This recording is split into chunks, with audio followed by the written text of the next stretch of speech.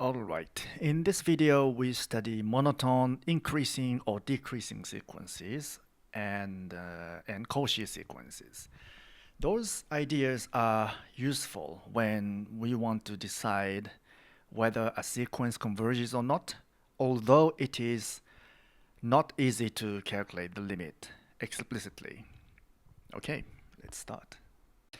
First, let's define what monotone increasing or decreasing sequences are. So we consider a sequence of real numbers, and if we have the following inequalities, a1 is less than or equal to a2, a2 is less than or equal to a3, which is less than or equal to a4, and so on. So that means each term is greater than or equal to the previous term. Okay, so in general, for any natural number n, we have an is less than or equal to an plus 1. Okay, if this holds, then we say this sequence is monotone increasing.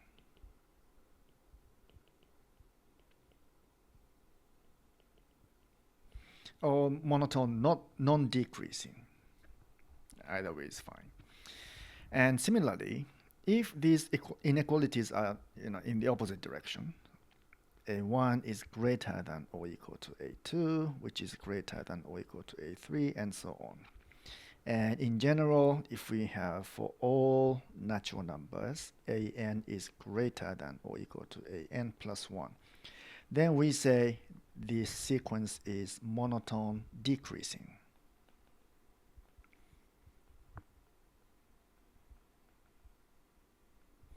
Okay, so that's the definition. Okay, let's see an example. Let's consider the following sequence. A1 is 2, an plus 1 is 1 over 2, an plus 2 over an for each n being natural number. So this defines a sequence of real numbers, and let's see a few terms. So a1 is this, and a2 is calculated according to this formula. a1 plus 2 over a1. So a1 is 2, so if you substitute the values, we have 2 over 2, that's 1 over 2, that's 1.5. And a3, again, you can use this formula. Now you can use 1.5 for the value of a2. This and this. So if you substitute this, you should get something like 1.41666 and so on. And a4, now you can use this value for a3. And if you substitute, then you should get 1.4142158 and so on. And a5, now you can use this number, a4, 1 over a4, and the result should be 1.41421356. So as you can see, this is actually a monotone decreasing sequence. Okay, as far as we know, up to the fifth term. So first one is 2, 1.5, that's less than the first one. And the next one is also less than the previous one. And this one, 1.141. So this one is less than that. And the next one, 1.14213. So this one is again less than the previous one. And we can actually prove this is indeed monotone decreasing sequence. So that is, for all natural number n, we have an plus 1 is less than or equal to an. Okay. So it's a monotone decreasing sequence.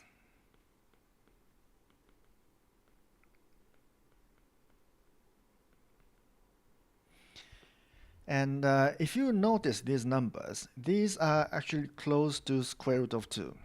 And we can also show that for all natural number n, an is greater than or equal to square root of 2. By the way, square root of 2 is 1.1よ1よ21み5and so on. So it's like this. So it's getting closer and closer to square root of 2 actually. And in fact, the limit of this sequence is square root of 2. Okay. So as you can observe from this example, if the sequence is monotone decreasing and it's bounded below, then it will eventually converge to some value, which should be the infimum of this sequence. Okay? And we can generalize this idea into the following theorem.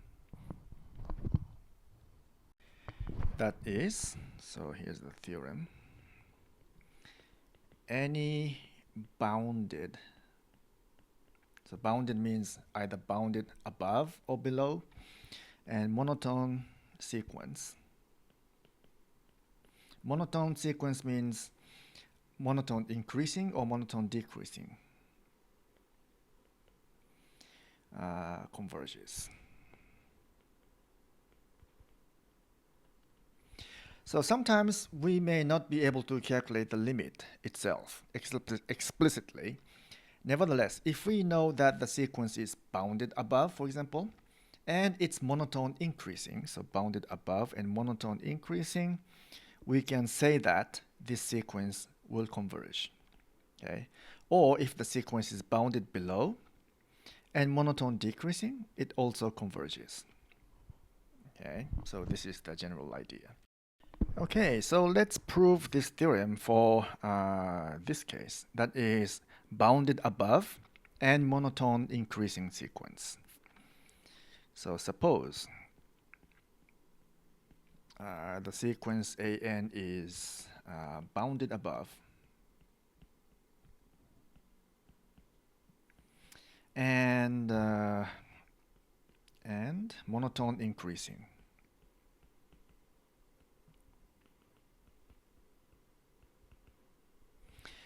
Then the supremum of this sequence exists. Okay, supremum of an. So n in natural number exists. Okay, so this is something we have learned before. In case you forgot what a supremum is the least upper bound. Okay, so if we plot a sequence like this, and so there are some values above which the sequence does not go. Okay, so it's always the sequence always stays below some value because it's bounded above. And so there are many numbers that are always above the values of the sequence, but among those values, the minimum, the least of these upper bounds is called the supremum. Okay. Now alpha is the supremum, and let epsilon be any positive real number, be arbitrary positive number, of course real number. Then alpha minus epsilon is not an upper bound.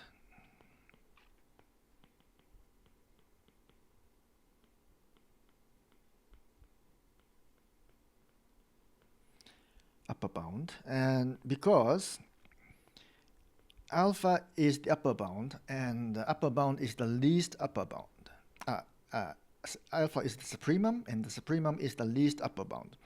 But alpha minus epsilon is less than alpha, so it cannot be an upper bound anymore.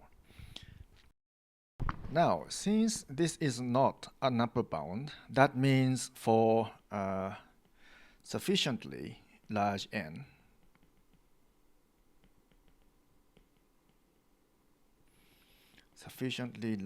if n is large enough, then we have an is greater than or equal to alpha minus epsilon. That is something like this. If we plot the sequence, and if this is the supremum, then alpha minus epsilon is somewhere here. Okay, let's say this is alpha minus epsilon. So if n is large enough, then we enter this region.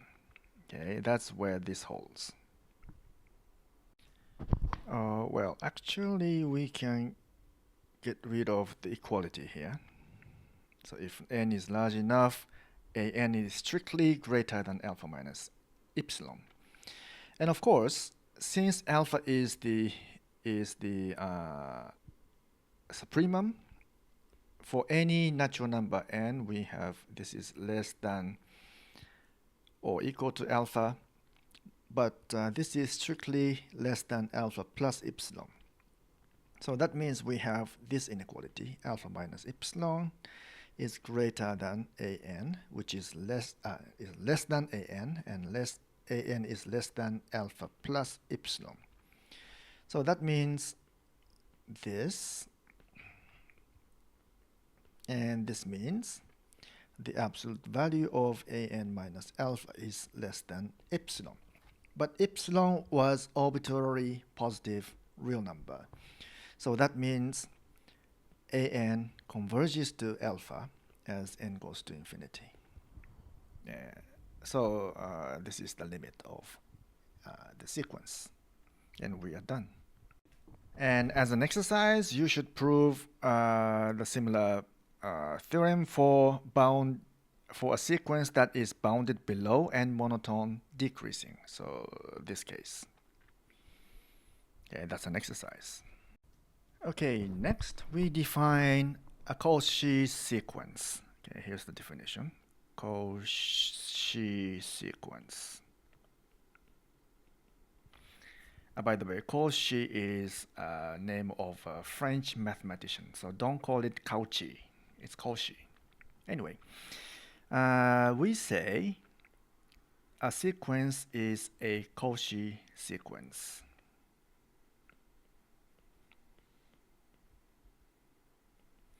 If the following condition is satisfied. So this is the definition.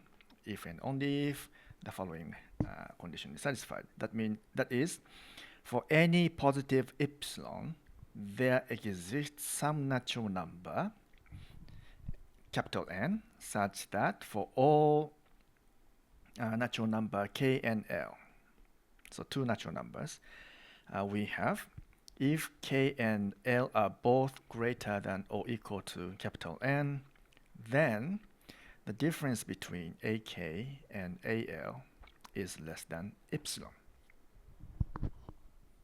Okay? So this is very similar to the definition of convergence, but it's different because here we have two natural numbers and we take the difference between two terms of the sequence, not the difference between a term of the sequence and a constant. Okay? Here two of these are both the terms of the sequence. Okay? So the difference between two terms of the sequence becomes arbitrarily small if k and l are large enough. So that's the definition of the Cauchy sequence. We can find a lot of examples of Cauchy sequences.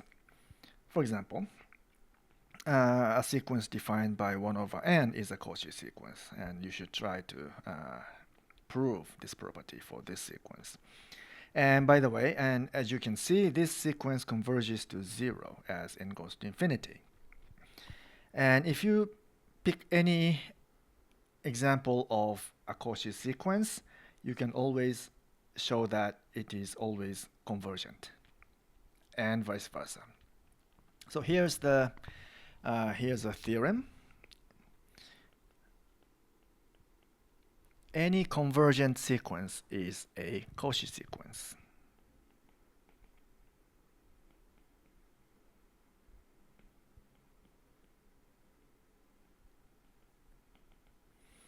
A Cauchy sequence. Okay. Okay, so let's prove this. So first, since we're assuming a convergent sequence, so let's assume the limit of a sequence is alpha. Okay, then that means according to the definition of a convergent sequence, for any epsilon that is positive, there exists some natural number n such that for all natural number, let's say k, if k is greater than or equal to capital N, then the difference between ak and alpha is less than epsilon. And we can also, this k can be any symbol. So for L also, we have this, a L minus alpha. So this holds for any convergent sequence that converges to alpha. Okay, so we have these two inequalities, and for this sequence to be a Cauchy sequence, then we need to show that if k and L are large enough, then their difference is arbitrarily small. So let's calculate the difference between this and this, and ak minus alpha plus alpha minus al. Now use the triangle inequality to split this into two terms, and alpha minus al, and both of these are less than epsilon here and here. So this is less than 2 epsilons, and epsilon is an arbitrary positive number. So 2 epsilon is also arbitrary positive real number. Therefore, so this is less than any positive real number. So this sequence is Cauchy. And we are done. And as we indicated previously, the converse of this theorem is also true. Although we don't give a proof of it, it's beyond the scope of this lecture. Any Cauchy sequence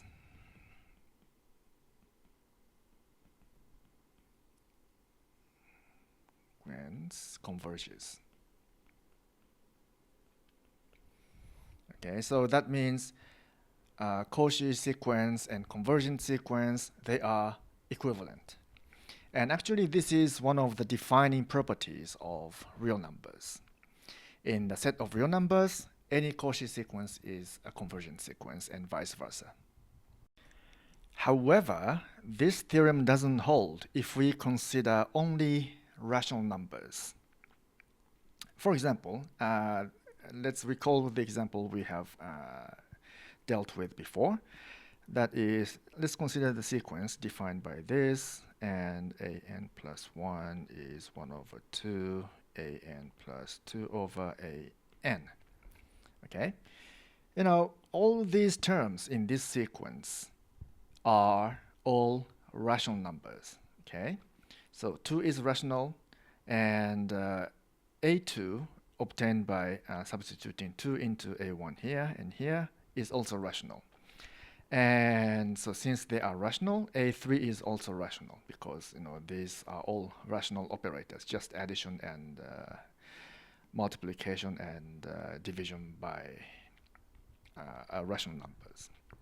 So all these terms in this sequence are rationals, and we can show that this is indeed a Cauchy sequence.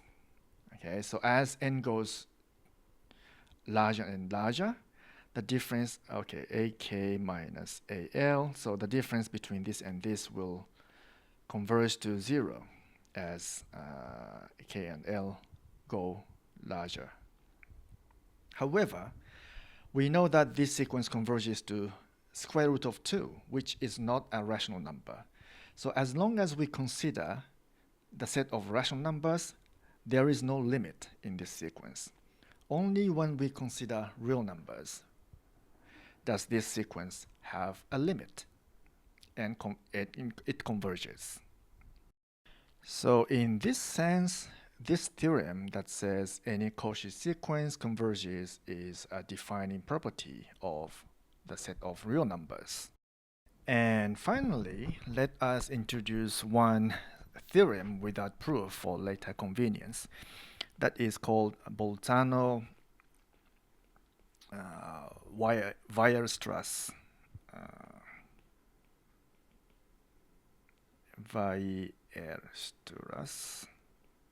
theorem. Okay, that says let A n be a sequence such that for all n in the natural number, each term is bounded in a closed interval between C and D. Okay, then there exists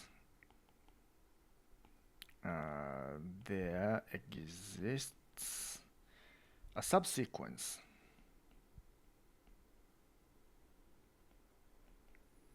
of an such that that converges, which is in the closed interval CD. So this doesn't say that the original sequence converges or not.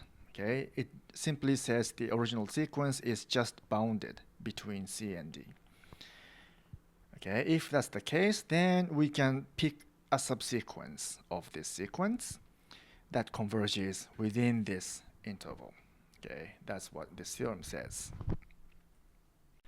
Okay, so that's all for this video. See you later.